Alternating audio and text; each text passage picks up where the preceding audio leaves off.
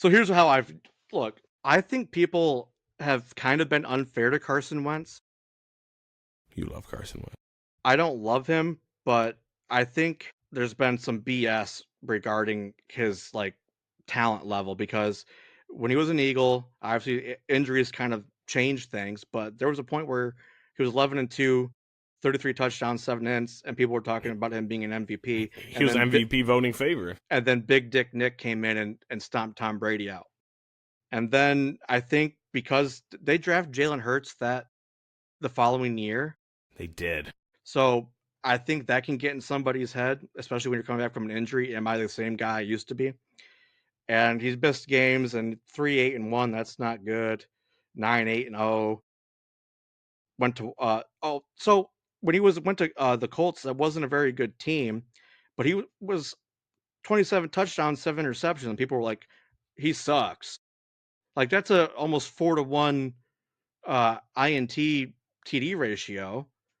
The team went 9-8, so I mean that's he's got to take some responsibility for that, I guess. But 27-7 is not bad. Then he's gone to shitty teams. So he went to Indy, bad team. Washington was a bad team. Then he was a backup for the Rams, the one game he played, 17-24, 163 yards, 2 TDs, 1 pick.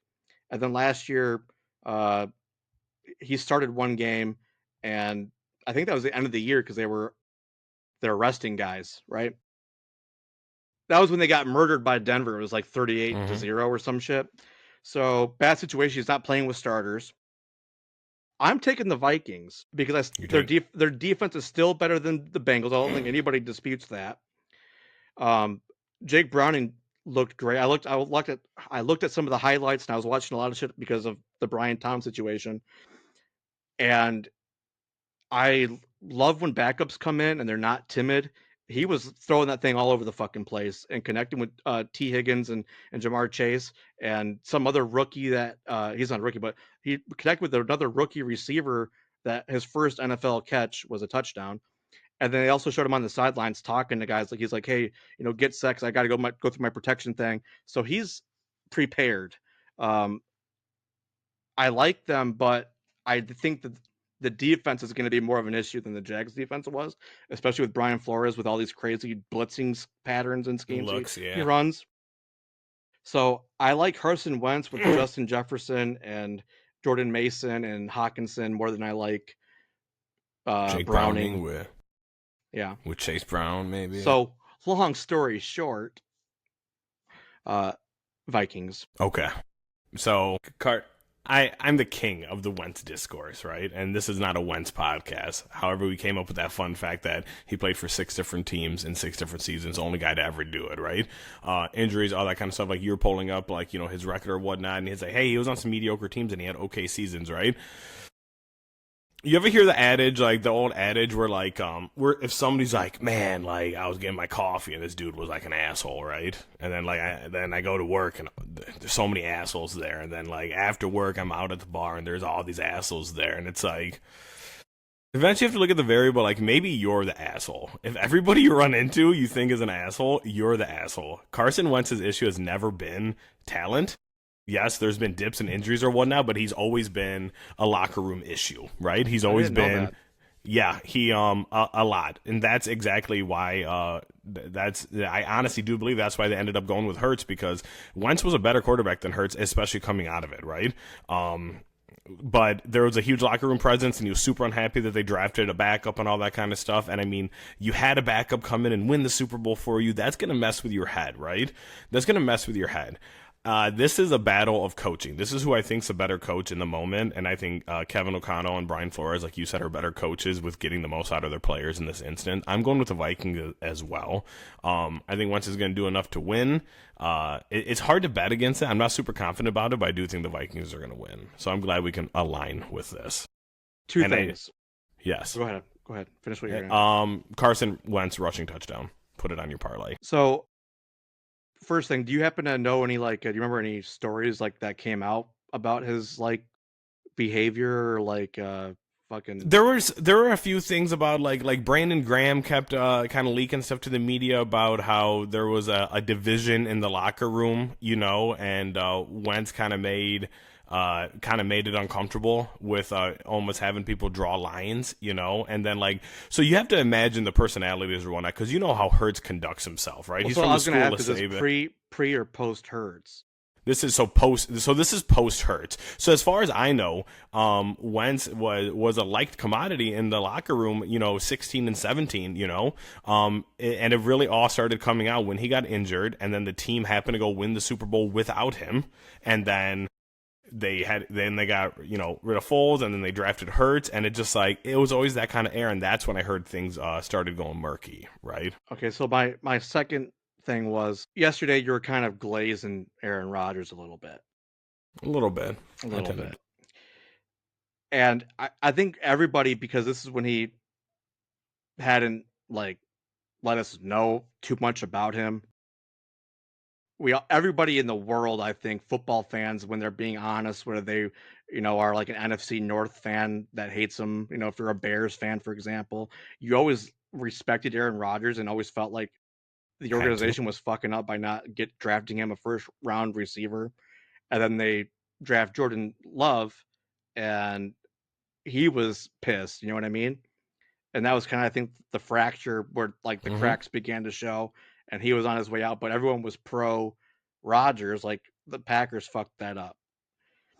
So I don't know anything about Wentz. He might be a piece of shit, and I'm gonna regret like somebody take this out of context. Oh, look at this guy sticking up for Carson Wentz. The information I have was he was playing pretty damn well, and I know because I'm a Giants fan, he was beating our asses, and I remember the MVP conversations. But I would feel a little jaded if I was performing well, and I'm coming back from an injury, and my team uses a second round pick to draft a quarterback, and not like another. I don't know if I don't know what their Give me a weakness. lineman. Give me a receiver. Like Well, I was gonna say a lineman, but I thought they had like a really good line for a long time. I don't, but we whatever it do, was, whatever their weakness but was, something. but something that we can use now to make our team better now. It's kind of like the Aaron Rodgers argument. Like, why are you drafting my replacement for 3 years from now? I'm still here. I can understand being frustrated at that point. I still think you have to be a professional about it. So if he's like in the locker room saying, we have to ostracize Hurts or like fuck with the coaches because of this or whatever or management, you can't do that. So if that's true, then that is kind of like an immature thing. But I can at least understand the animosity. Right, 100%. Yeah, 100%. You know that's all what went into it, and it's gonna be interesting to see if Guy can still ball. But if we have to, there's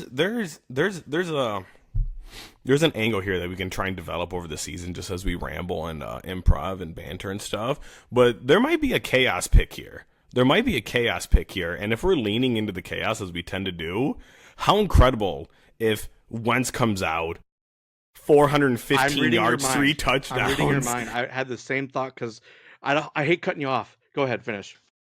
I'm an There's asshole. a there's a world to where that's a lot of fun, and then then JJ comes back in 2 to 3 weeks and stinks it up. Wentz has been on a tear. Now Wentz is the prodigal backup leading his. That's fun. That's fun. All I'm saying. Not if you're like a Vikings fan or anybody who likes any sort of certainty in this world. That's fun for chaos. What's your thoughts? So me and Skylar have been in trade talks. He needs a quarterback for bye weeks. It's a two quarterback league, and we've been talking about Mac Jones and Carson Wentz because they're on my bench.